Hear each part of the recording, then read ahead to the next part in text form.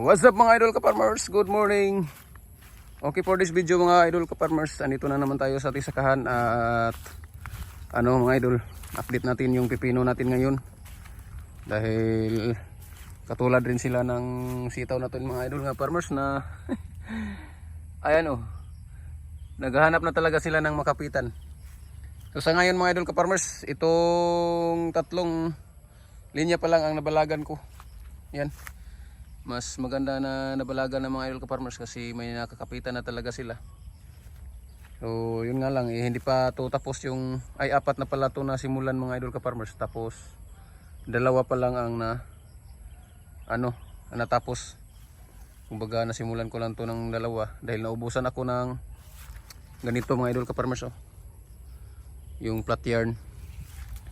So itong status natin mga idol ka-farmers, ating sitaw, kailangan na talaga natin yung madaliin. Pero yun nga, bibili pa tayo ng flat yarn. Naubusan tayo. So sa ngayon mga idol ka-farmers,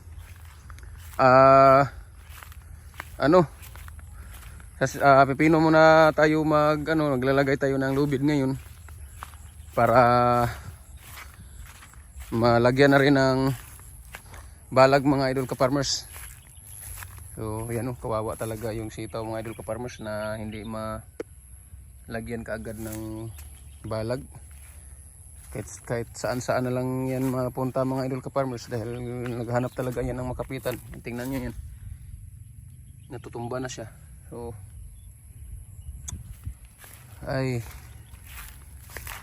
sabi sa sobrang busy mga idol ka-farmers. Hindi rin ako nakapag-overtime kagabi mga ka-farmers dito kasi nag-spray kami kagabi sa talong. Diyan tayo nag-overtime sa talong kagabi. So, yan. Sobrang busy natin.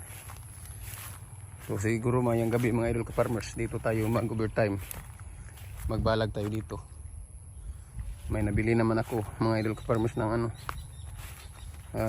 kakabili lang ng flat yarn. Yan na si pipino natin mga idol ka-farmers. Ayan. So naghahanap na rin ng makapitan mga idol. Yan, mahaba na. Pero hindi nga lang gaano kaganda ang tubo nila mga idol ka-farmers. Iwan ko sa mga dyan, expert sa pagpipipino. Pero sa akin parang hindi yan masyadong mataba, lalo na doon sa bandang unahan, hindi siya gaano kataba. So yan ang status natin ng pipino natin ngayon mga idol. So mga legit na pipino growers dyan, yung pipino talagang hilig, iwan ko kung pasado po ba to sa inyo. Kasi pangalawang try ko pa lang to ni pipino mga idol ka-farmers magtanim. Pangatlong bisis na pala to. Pangalawang tanim ko talo dahil tag 5 mga idol ka-farmers. Kaya hindi ako masyadong mag-focus sa pipino.